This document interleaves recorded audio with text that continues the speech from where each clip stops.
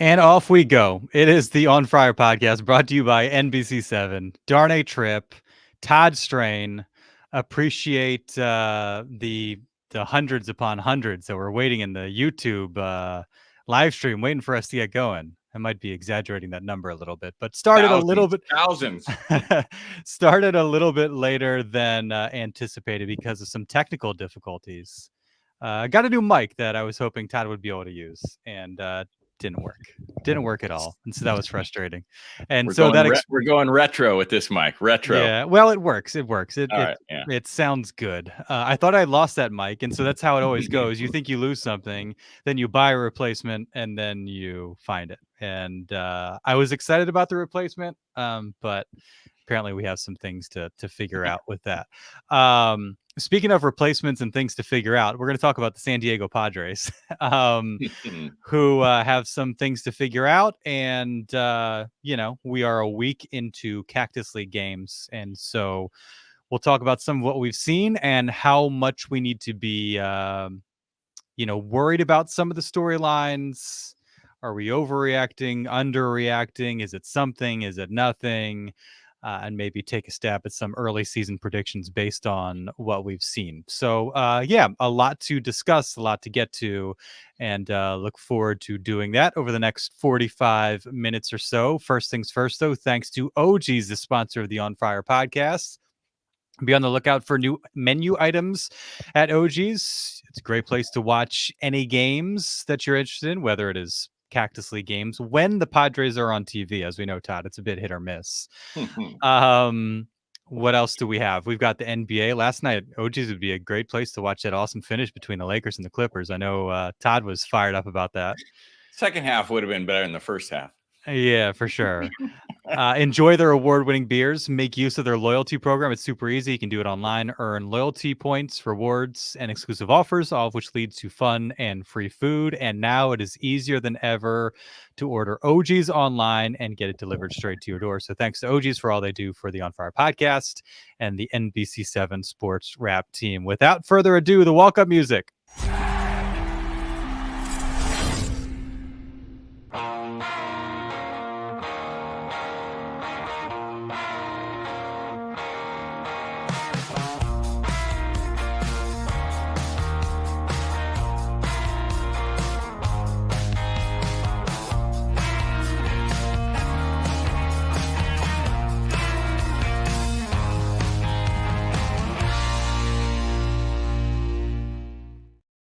It is the On Fire podcast. Always a pleasure to be with you. Thanks for listening. Thanks for watching on the NBC7 YouTube page. You can also catch us out, I believe, Fridays, 9 o'clock on the NBC San Diego Roku channel. So wherever you take in On Friar, we surely appreciate it. And if you are watching us live on YouTube, do what our buddy Lauren always does. Get in the chat. Let us know what you think about the Padres. What's jumped out to you thus far in Cactus League games, what you're worried about, what you don't think is a big deal, what in the world is AJ Preller doing? Will they ever add another outfielder? Are you concerned about Joe Musgrove? Are we getting too excited about Jackson Merrill? Always a plethora of topics to discuss. And Todd, time is kind of ticking down a little bit, when you have a March 20th first game and then a few days in South Korea, the schedule is compressed. And so you would think 1 week and spring starts to feel like a marathon after a little while, but that is not the case. And so some of these questions that maybe shouldn't be all that concerning before we even reach March 1st feels a little bit more pressing, would you say, so far this year? 100%, because it's not just the March 20th game one in Korea.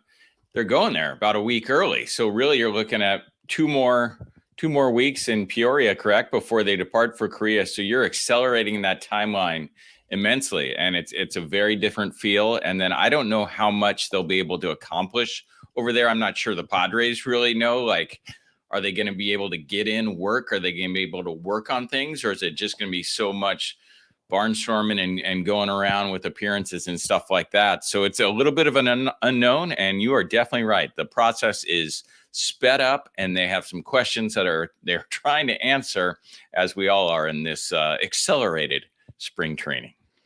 Yeah, no question about it. I'm trying to think, from the first week, like what are the big storylines? I think there's a few that are obvious. I think the last couple days it's been a bit quiet. I mean, we're recording Thursday afternoon. They beat the A's 5-3. Pedro Avila got the start. Woo-hoo! Adrian Morejon pitched a scoreless inning. That's certainly a guy to watch.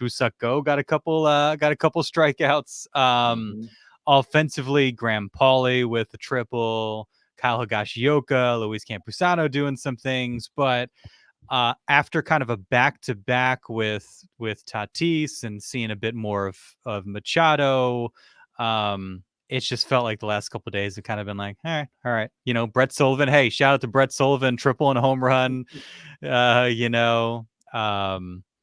You've got Oscar Mercado, a couple homers yesterday, but there hasn't been a whole lot that's really like jumped out to you. Fernando Tatis Jr.'s gotten out to kind of a slow start, and guys like Xander Bogaerts and Ha-seong Kim, they're doing some things, but it's not like anybody's lighting the world on fire. And then you go see like Shohei Ohtani, first spring training game, third at bat, like hits a missile. You're like, gosh darn it, is this how it's going to be? And you're just waiting for somebody to kind of blow you away. And that hasn't necessarily been the case yet. Although there have been, promising signs. Darvish, his first appearance, really good. Struck out 3 at one point, 3 in a row at one point. Michael King looked really good. On the flip side, Joe Musgrove has failed to get out of the first inning in both cases. Now he returned in the second, but he hasn't looked like himself, and that's where you start to feel like a bit of the time crunch. But it's been just kind of like aside from like Jackson Merrill kind of taking us by storm, Ethan Salas doing some good things. I feel like there hasn't been a whole lot that's really gotten you too fired up. Does that really matter? I don't know. But again, when there is limited time, you kind of need guys to start to look like themselves a little bit more, or if it's the case where it's kind of a position battle, guys to kind of assert themselves and take hold of some of the spots that are out there and available. Yeah, the start of spring training has kind of been like the general feeling of this Padres team. A lot of uncertainty, a lot of ho-hum. Let's see how the season goes. A lot of unanswered questions. And a lot of things we can't really formulate a strong opinion about now or gather some answers for. So it's been just status quo. As you said, nobody's jumped out. Tatis didn't come out and raking the ball. Musgrove didn't come out in his first 3 starts and go 1, 2, 3 in both appearances. He struggled. We've yet to see Darvish in game action. Jackson Merrill is, of course, the talking point. I know we're going to get into this later. Him playing center field is a huge development, and some things he said about that, but he's not exactly raking at the plate and saying, put me on the, the open, even though he's going to make the opening day roster, he's not lighting it up. There hasn't been anything compelling to talk about. Everything, all the issues that seem to come up are just kind of question marks and uncertainty, whether it's the hole in left field or, how's Bogaerts going to handle second base, things like that. Machado's return from injury. None of these questions have been answered, and no real information has been provided to give us any clarity on these things. Yeah, we did see Darvish. It was pushed back. Okay. Oh no, Michael King was pushed back. I think Darvish. I think was Monday. I think that was one of your news. That was one of your news shifts, Todd. No, you're right. You're right. You were out of the sports bubble that day. Yes, but that was good to see from you, Darvish. And he had such a strange, basically didn't see him at all last spring training because of the WBC. And so a more normal spring training, I think, certainly refreshing. I was just pulling up like the pitching numbers to this point. And again, like, how much do these really matter? How much emphasis do you put on any of them? Carter Lowen has a 108 ERA, 4 earned runs in a third of an inning, a whip of 12, opposing average of 750. But again, we're not necessarily Yeah. expecting Carter Lowen to really factor into the equation at this point. Joe Musgrove, No. a 43.2 ERA. Man. 8 earned over 1 1/3. Robert Suarez, a 27 ERA, 4 earned over 1 1/3. Enyel De Los Santos, 13.5. Pedro Avila, 9, although that should be, I believe, lower after today, maybe. But again, Yeah. small sample size, and we're early on. Joe Dennis Lynn of The Athletic tweeted after Joe's second start that he's working on, tinkering with the pitch a little bit. Yes. And so tinkering with his slider to give it more sweep action so it differentiates itself from some of his other breaking offerings. And so there's always that sort of thing that's going on. I think, top of mind is always kind of like health with guys initially early on, and no reason to believe that any of that's been an issue. And so that is certainly encouraging. But I think it'd be nice to see, again, you did it, Michael King did it. There have certainly been guys that have impressed. Matt Waldron, a really good start for him. And he's a guy that has a chance to assert himself in this pitching staff. We saw him last year, and now he's got a real opportunity. I was just looking his numbers because he's now 2 appearances in, 5 scoreless innings, allowed 3 hits, couple strikeouts. And so we're, part of the equation is like, okay, who holds down those last 2 spots in the rotation, at least to start kind of a weird start to the year. They have a little extra time to figure that out because you're going to have 2 starters in Seoul, and you're going to be home for like 5 days. And then, ideally, whoever starts in Seoul could start Petco Park opening day. Yeah. And so how do you figure that out? What information is gathered? They have a couple of exhibition games in Seoul. What information is gathered along that time? When do they make kind of those decisions in terms of like, is it a Brito or a Vasquez or a Avila, Waldron, so on and so forth, Morahone, something to watch. But, Waldron's been one of those guys that has asserted himself well early on.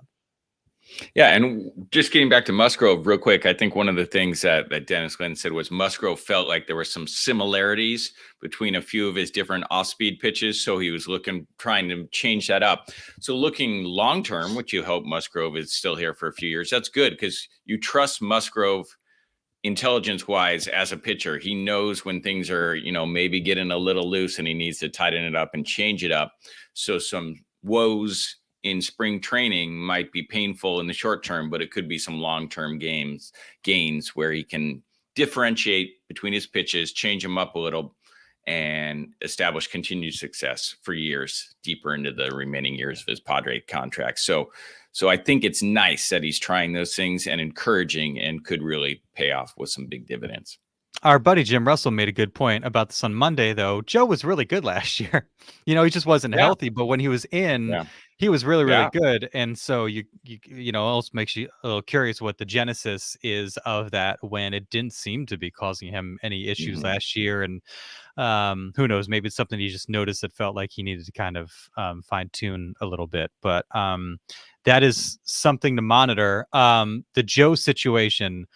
Something, nothing, or too early to tell? Too early to tell.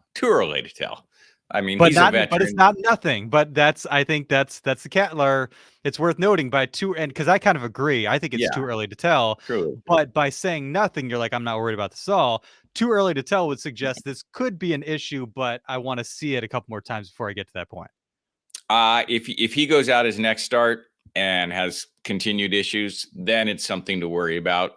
I don't think we're there yet. 2 spring training starts for a guy who's got a pretty proven track record of getting himself ready to pitch at a major league level and major league high level for seasons after seasons. I think he's okay, even though he's coming off an injury. But let's do this again in a week. And if he has a rough start, then then I have the power to change my answer. Yeah. We saw Michael King. What was that? That was on Monday after Musgrove. So I think you was on Tuesday, if I have that right. Okay.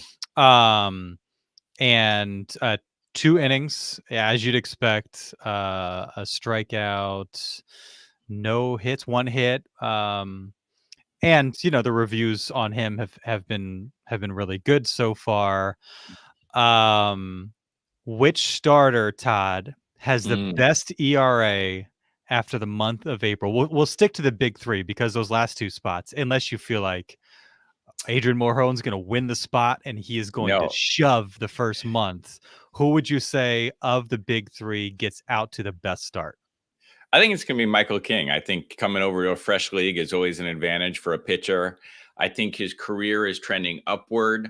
I think he's very confident, and when you're a pitcher, that bodes well for you. And I think he's going to get the opportunity to get some starts. And I think National League hitters might not be used to him. And I think it's going to be Michael King, only because I still feel like Darvish and Musgrove are kind of, it's going to be a slower ramp up than usual. So I'm going Michael King. Can I get some good odds on that? What are the odds on that? I think the odds on that are actually pretty solid. Yeah. And you mentioned kind of the ramp up. I wonder how much he could benefit from, um,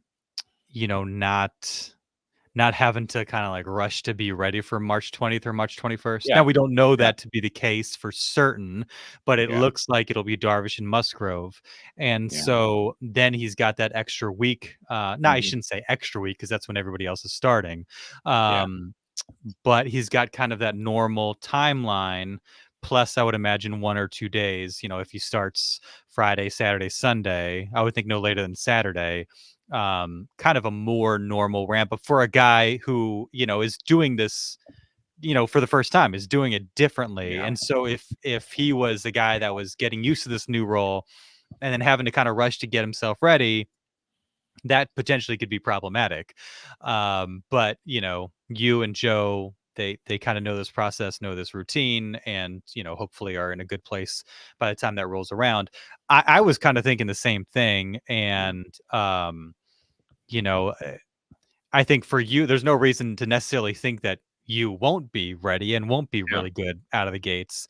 But I'm really interested in um, Michael King, and he's a guy clearly is like determined, has a lot of confidence about him, Mhm. and just seems to kind of go about his business in the right way, in a really productive manner. And I think having somebody like that with something to prove, like you said, different Yeah. league, different opponents, guys that aren't necessarily used to him. I wasn't really familiar with the name Michael King before the Yeah. trade, talks came around, and so I think that's something that could kind of benefit him. We got a Yeah. couple chat. Hey, Go ahead. real quick, I just think he's in a good place in his career. Like, as we talk about confidence, his stuff played really well last year in this expanded starter role. Just kind of feel like right place, right time. So maybe King's career elevates a little these next few years in San Diego. Just a feeling. It's not like I'm out there in Peoria every day on the radar gun and checking out his stuff. It's just a feeling, and talking to different people and hearing those close to the team, that I think Michael King's gonna step up in his career and be more than he has been in his early years with the Yankees. Yeah, a couple comments on YouTube. Now, I don't agree with the last part of this, suggesting that maybe the ringworm was around longer than we were aware. But I think this is a question that people are wondering. The first part is, it's time to be concerned with Nando. He hadn't played he played winter ball yet. He doesn't look like himself. And some concern about him Mhm. returning back to his 2021 form, which I think we all kind of expect to. And he said going into the spring early on, he felt great, felt like he had time to find his swing, and that while he didn't want to get ahead of himself, felt confident that he'd be able to kind of do some things and look more like himself. And yeah, I mean, it's been, again, kind of an underwhelming start from Fernando Tatis Jr. um you with him, it's like, when's there going to be that wow moment? Yeah. And there hasn't been a wow moment for him so far. 7 at bats, 0 hits, gotten on base a couple times.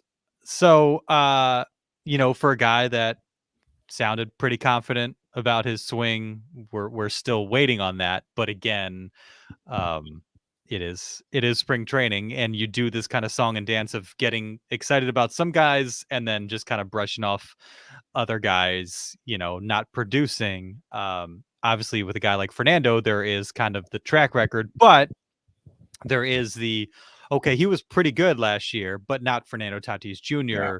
good, the level that we saw him before everything happened. And so I think with there being kind of that desire and that hope and optimism that he is that 2021 version of himself again. Um, again, it's like it's fun when somebody kind of lights the world on fire, like Juan Soto did Yeah. last spring, going in Yeah. the WC, including the WBC. Like, he was awesome. You're like, okay, this is fun. This is what we should expect. Yeah. We're kind of waiting for that from Fernando Tatis Jr. Again, it's only been 4 games that he's played in 7 at bats. So there's time, but we're waiting for something to happen, Todd. Yeah, we are waiting for something to happen with the Padres team. But for accomplished major league players like Fernando Tatis, spring training it could be irrelevant. You could really struggle in spring. It's been documented for hundreds of years of baseball, and come out and then light it up in the regular season. Most accomplished major league veterans know what it takes to get ready, and their game just is not going to desert them after a poor spring. They'll be good. But as you said, it would be nice if somebody was just hitting liners in the gaps, taking balls out of the park, and just had on fire at bats. And we just haven't seen it from anyone. So we're just kind of left wondering. We're left wondering about this whole roster at this point, and the whole makeup of this team.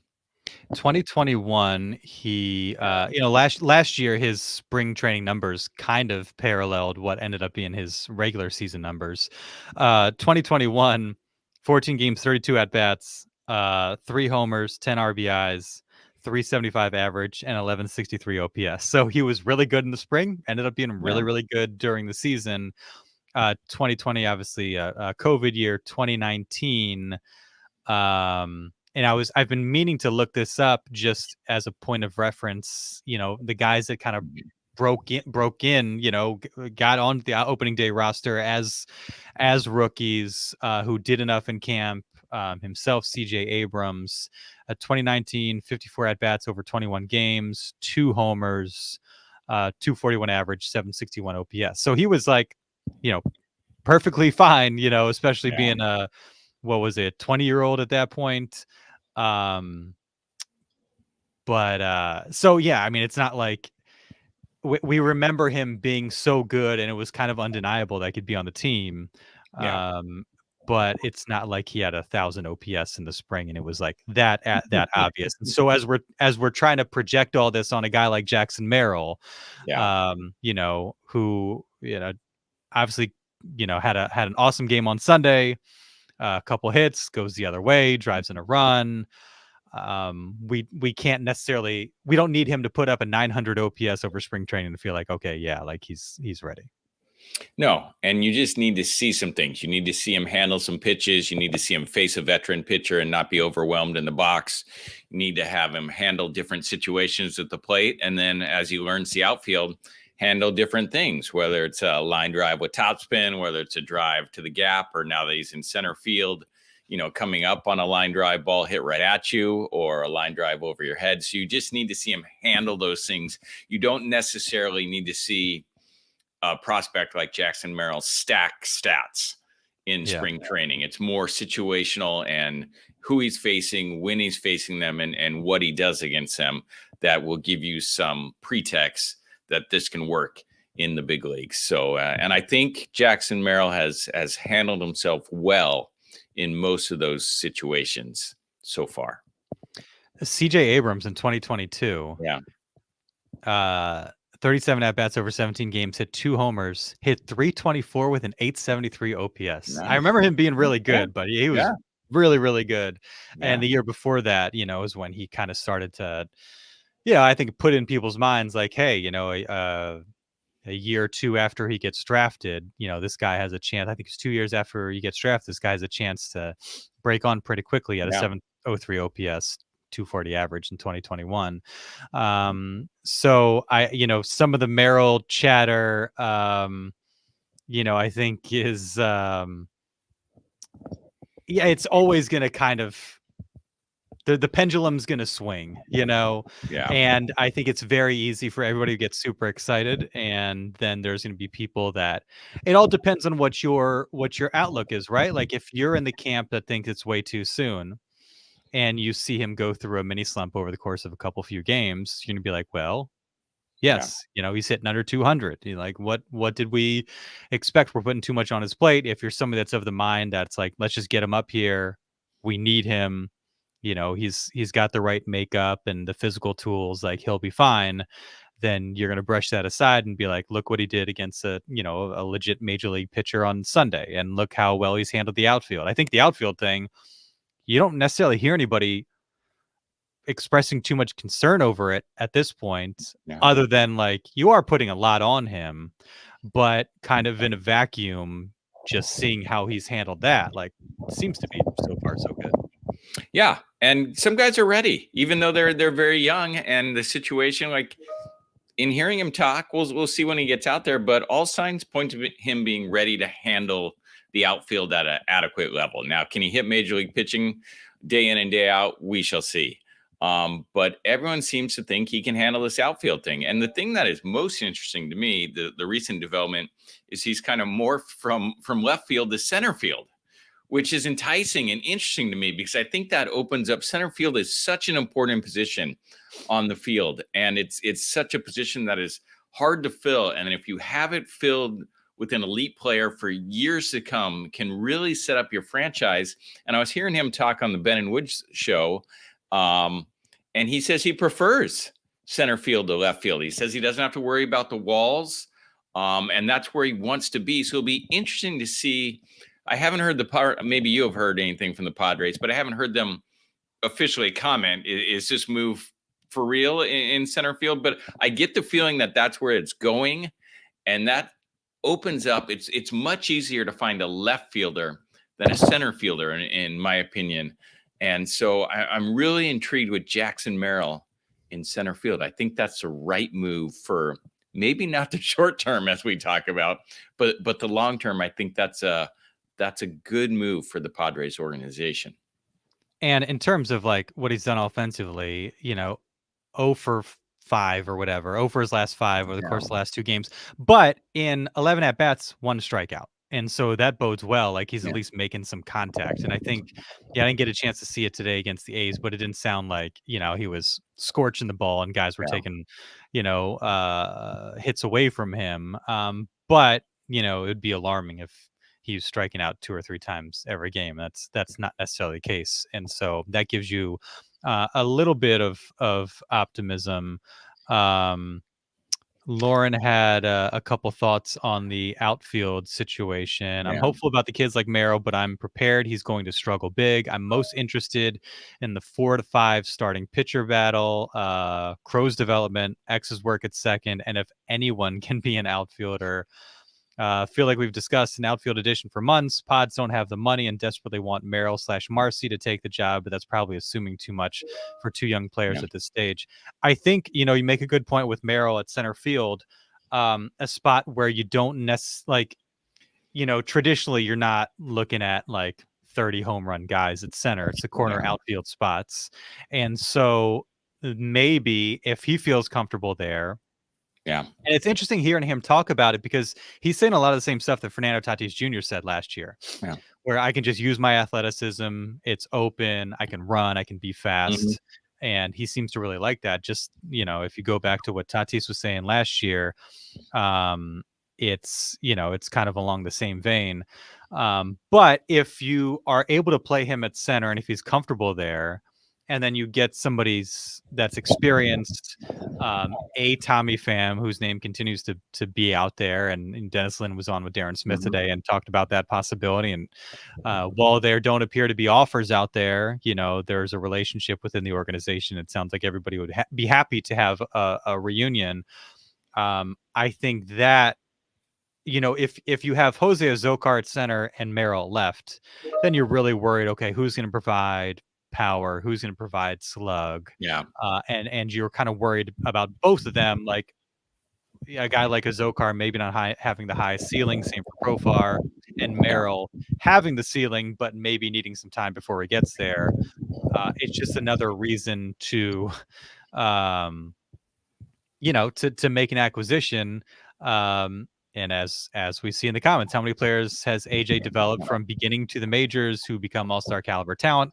Are we rushing Merrill simply because of our payroll issues? Would any other team start him? And I think that's a really good question, especially that last part. I don't know how many teams would be having this discussion, and you can't deny that it has something to do with payroll issues, because if they didn't have those payroll issues, the Padres would probably still have Juan Soto, or they would have made maybe a more competitive offer to one of the other free agents that are out there, or a bigger move on the trade market. And so, like, there's no denying that they're in the situation with Jackson Merrill because of lack of funds and lack of options elsewhere in the outfield. 100%. Lack of funds, lack of options. So they say, hey, we see Jackson Merrill. This guy's a superstar talent. We think he can handle it. Will it be as beneficial to his long-term future? Maybe, to put him in the major leagues versus sticking him at AA and letting him rake and learn center field? Maybe not, but we think he can handle it.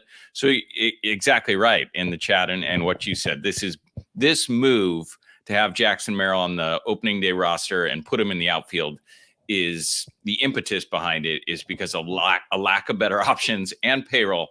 But one thing about the position change, so often people come looking at it like it's you or I going into the outfield, stick us out in right field to play. Fernando Tatis and Jackson Merrill are two of the best athletes in the world. And they will tell you switching positions is not hard because they are freaking amazing athletes and they have awesome confidence. They both think they can move from shortstop to outfield and do it flawlessly and do it better than a lot of outfielders that are out there. And what we saw from Tatis, he did.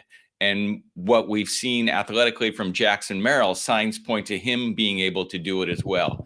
So a lot of us, whether it's fans, media members, or baseball insiders, talk about the challenges of switching positions. For some guys, switching positions is easy because they are genetically just way more gifted than everyone else, and they've been doing this their whole life. Yeah. One thing I'm curious about, I felt like after a few days, like it became such the Jackson Merrill show, and we heard a lot less about the other guys that we had talked about going into this, in Graham Pauley and Jacob Marcy. And Marcy had a 2 double game the other day, and Graham Pauley here on Thursday had a really nice game. And so I'm when we talk about guys asserting themselves, and if this really turns into a lengthy stretch here for Marcy or Paul, or for Merrill, do one of these other guys kind of start to assert themselves? And do you think, okay, maybe we can live with that? Maybe it's good if Merrill goes down and marinates a little bit more and gets some more time, since he is kind of the stud prospect. Maybe you protect him a little bit more than you feel compelled to one of these other guys. I think you're getting a bunch of emails there. Yeah, what is going on? Let's shut the Outlook down there. Dude, why is my Outlook all of a sudden popping up? You are blowing up. Oh my gosh, is the building on fire or something? What's going on? All right, we're good. Marcy did most of his damage over the course of a couple games. Again, against the Cubs, I believe that was on Sunday. Had the couple doubles, drove in a run. Looks like 0 for 5 since then, with a couple strikeouts on Wednesday. And then Paulie, who had been quiet, has what did he have, a double and a triple on Thursday, drove in a couple runs, had 1 hit over the course of 10 at bats or so prior. And so there was talk this was like a triumvirate going into the spring, and then it just became Jackson Merrill. And so I guess that's something I'll kind of be looking at for the next couple weeks is like how much is the conversation, how much is the production kind of spread out amongst those guys, and does that kind of change the narrative and who we're focused on in terms of that outfield battle? Yeah, and it's an ongoing debate, not just with the Padres, but in baseball with all sorts of franchises. Bring your guys up, let them get a taste of major league experience a little before they're ready. If you have a hole or two, or stick them down there and let them develop. There's no right or wrong answer. It works. It works for some people one way. It works for others the other way. The interesting thing to me is the Padres are kind of on two timelines here. They have Musgrove, Darvish, Bogarts, Machado, all guys in their 30s to mid 30s. The time to win is now. And then they have this youth movement with these guys we're talking about and Salas. And to get those to line up will be very tricky. And so if they go with some of these younger guys on the opening day roster and then they struggle 2-3 weeks into the season, what the Padres brass does then will be very interesting. So initially, how many of these guys make the team in spring training, and then how those two timelines match up as they progress through the season, because I know those in the Padre front office, they think this team can contend for a wild card. They've used a phrase transition year, but it's a transition year where they think they can contend for the wild card. So yeah, it'll be interesting. A couple comments, and I was just looking up some numbers here. In terms of storylines, people are find most notable so far. Chris says getting a glimpse of Michael King because we really need him as the number 3 starter, which we talked about a little bit. And I think, people were excited to finally see him after they kind of decided to push him back a little bit. And so that's obviously very important. Kyle on Twitter says Jeremiah Estrada is the greatest pitcher of all time. There you go. In case you need a refresher, Jeremiah Estrada, the last couple years spent with the Cubs, had a 6.75 year, 16 and a third career major league innings, 6.75 ERA last year, 3.18 the year before, but only over 5 2/3 innings. But so far, 3 appearances, 3 innings, 6 strikeouts. Has he allowed a hit? Where am I still looking on regular season spring training? He has allowed 1 hit, 3 innings, 1 hit. He has allowed a run, but 1 earned run.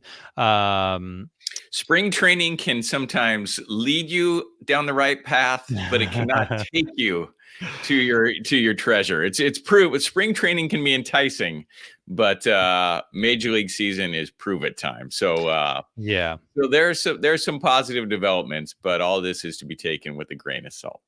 And, what does the bullpen look like? There's a bunch of names. It's kind of this mixed bag, but we don't really know. And then Yuki Matsui having the setback, that certainly doesn't help. And so there's opportunity for a guy like Estrada to kind of maybe earn an opportunity at some point. Or maybe if it's not to start the season, somebody goes down and, he's sitting there waiting for his opportunity.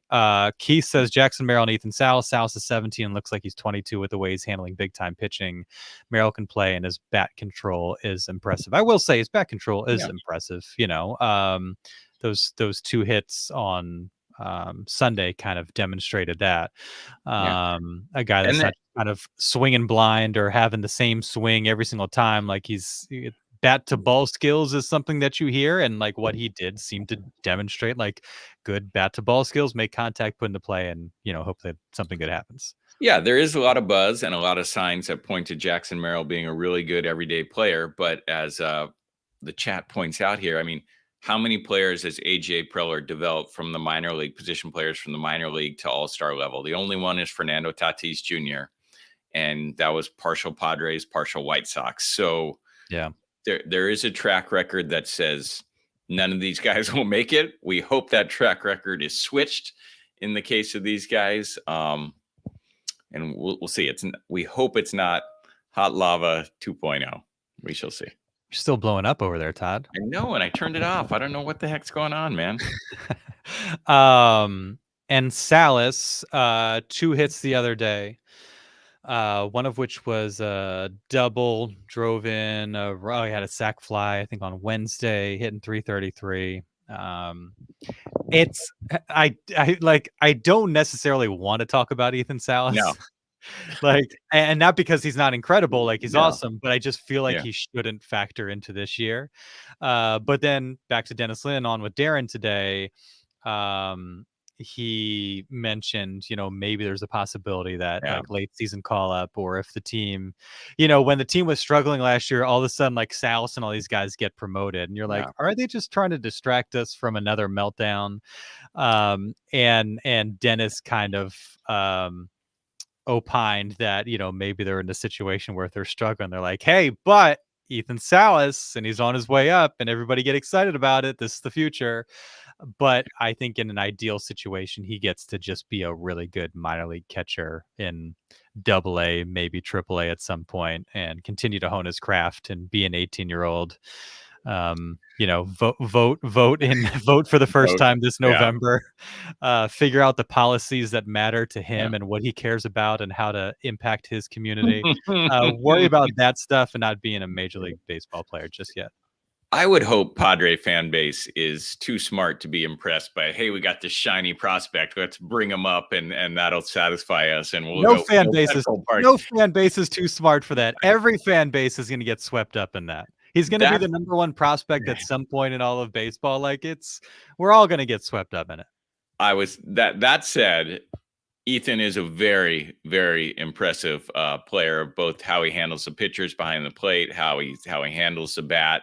And it's not, obviously the Padre organization feels very, very highly about Ethan, but so do a lot of the scouts and the guys who spend their time grinding in the minor leagues.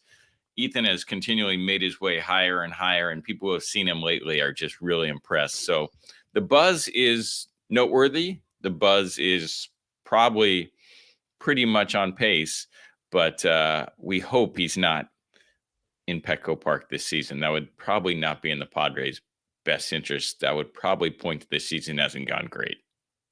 Yeah, I would tend to agree. I hope he's voting in some small minor league city. Voting in El Paso. There you go. Local elections. City count Ward 7, El Paso. You gotta get his candidate list down. I had a few other questions. Our buddy Rafa, who we missed at the station, says Todd is getting ESPN alerts from Steph lighting up the garden. Oh, come on, man. Lighting, I guess kind of lighting it up. Where are they? First quarter, he's got 11 points. Hit a couple 3-pointers. My Microsoft Teams is off. I don't know why it keeps going. What about your Outlook? Oh, Teams is, there's a way to mute that. I had to do that because I was having the same issues. You close it down, but it's still there. It's like, what the heck? A couple other questions I had. Finish the sentence. AJ Preller adding an outfield is blank. You could say crucial. You could say not going to happen. You could say inevitable. There's different. I tried to phrase it in such a way that it would be open to interpretation. But in your mind, Todd, AJ Preller adding an outfielder is blank. I don't think it's going to happen. I don't really. I don't know if this team has the financial resources to add a player. If Tommy Pham is $10 million, maybe that price will come down. I find that hard to believe. I think some team is going to need an outfielder and they're going to pay that price. I think they're going to go with what they got. I think there are enough other outfielders available that they can add them. Maybe they go to Korea and they're like, oh my gosh, we really need to add someone.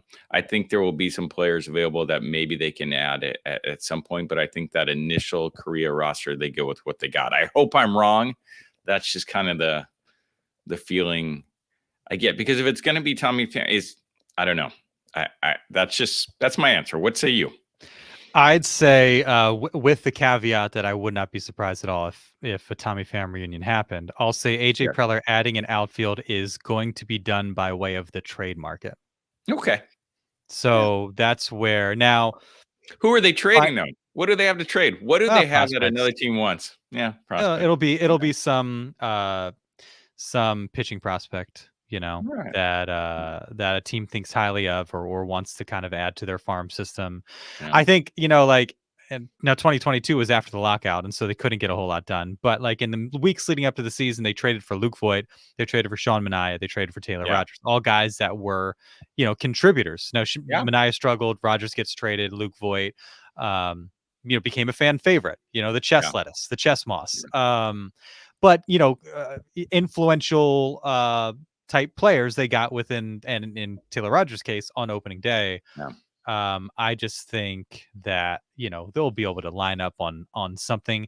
We've talked about it. If it's the Brewers, if it's the Cardinals, the Orioles, like there's teams that would seemingly fit with them, especially the Brewers. If we're thinking about it, they got to be thinking about it. But on the flip side, maybe that means they've had those discussions and they just haven't been fruitful. Yeah. But I think you have a better chance of landing a long-term option, maybe even a cost-effective option. Now, it might be another young guy who's got to prove it a little bit, but somebody who might be a little bit further along than Marcy, Merrill, and Paulie. But that's how I would finish the sentence at the moment. It just seems like it has to happen at some point. Yeah. AJ's a creative guy, he explores all options. He's done these late spring trades before that. I would not be surprised to see it pan out that way. Yeah. And the players you mentioned have worked out really well for the Padres. All those guys have been major contributors to regular season success and help fill out the roster and stack W. So I hope you're right. I hope it's not what I said. I hope it's more what you said, and we get some with Jackson Merrill now starring in center field. I hope AJ adds a solid left-handed bat with some pop. There you go. You are what % sure that Jackson Merrill will be in the opening day lineup? 90%. Yeah. I'm probably 90%, like, yeah. Like I was going to say start 85. of camp, at the start of camp, Darnay, I would not have said that. But everything this organization is saying about him, the positions they're putting him in, both on the field and in practice, like that's where it's pointing to me. What percentage are you? I was going to say 85. I'm a little bit nervous now with the last couple games, but I'm probably overreacting to that. But yeah, everything has trended in that direction. Everything has looked that way. And so I think a high number kind of seems to make sense here. But it's so early. And one trade, one deal could kind of change the whole complexion of that situation. What star player hits the ground running? Xander did it last year and then struggled. Soto struggled. But it was like the first month, it was like the Xander Bogaerts show. Then he gets plunked and the wrist, becomes an issue. And then it wasn't really until September until he like really got it into gear. But what star do you think hits the ground running this year? I think it's going to be Tatis. It's obviously not going to be Machado. Manny doesn't want to hear. Manny doesn't want to hear that, Todd. I don't. What do you mean? What do you mean? Obviously, Todd. What do you mean? Come on, I'm not one to question Manny, but I that's going to be a little rough. But I'm glad he's optimistic that he's going to come out swinging and firing. Xander, we'll see. I'm a little bit pessimistic on everything Bogaerts. I'm not the only one. I wish I wasn't that way. I would like to see him have great success here. We'll see. I think it's going to be Tatis. He's 25 years old. I just believe in the talent of Fernando Tatis. I believe that there's an awesome player in there, and I think he's going to have a wonderful season. I think he's going to come out smashing balls in Korea. Love it. I was actually thinking Xander Bogaerts. Well, good luck to you, dude. I think he's been steady through the course of his career. The wrist obviously was an issue last year. He seems, motivated. I saw a guy like Nick Castellanos struggle his first year with the Phillies. Trey Turner struggled at times his first year with the Phillies, but year 2 for Castellanos was really, really good. And I think even Manny wasn't 100% Manny Machado in 2019, his first year here. And then he's been, one of the best at his position in the game, pretty much in the years since, other than, obviously last year wasn't quite to that level all year. But I think with his track record and maybe feeling like he's got a little bit more to prove, I would not be surprised to see Xander get out to a similar start to what he did last year, but then hopefully sustain it, stay healthy, and kind of keep it rolling. Yeah, I hope I'm wrong on Xander. I just think most people in baseball and those in Boston thought his career was headed in the wrong direction. Not a terrible direction, but it was declining, not ascending. And we're surprised the Padres gave him that contract. And so I tend to side with most of those people. But hopefully we're wrong, and hopefully he bounces back and has a really good season here. San Diego got his new position, second base. Yeah. There you go. So we'll see what pops up over the course of the next week. And hopefully Joe will be tracking. Merrill will be raking. Maybe some of the other guys get it going. Let me ask you your thoughts on kind of the two timelines of one team. Have you seen that work before with other sports teams? Can it work? Do you think is it feasible that this can work? Can you win with developing Jackson Merrill and waiting on Ethan Salas, but also maintaining the prime and all-star level play of Machado and what was Cronenworth all-star level play and Bogarts? Can those things line up, do you think? I think so. I just think, as Kyle Glazer has told us in the past, this might be just kind of a transition year. But I think there could be enough that it's a transition year where maybe they like sneak into the playoffs. I could see there's a vast array of possible outcomes with this season, but I think with kind of the high level guys, if they look like themselves, this team could do great. And if if Preller makes the right moves to kind of fill out the roster. But I think there is some degree of like, we got to get to 25 too. And once we get to 25, these guys will be a bit more seasoned, a bit more ready. And then, hopefully we can kind of take off from there. And hopefully there's enough kind of in the prime with those other guys, that things mesh well with their prime and the other, young guys kind of being ready, arriving and doing their thing. Yeah. I like your optimism. Trying to keep it that way. It's not always easy, but try to keep it that way. Padre positivism. Padre positives, not Padre pessimism. Appreciate you watching. Appreciate you listening. Thank you, Todd Strain. And we will be with you next week. All right. Out.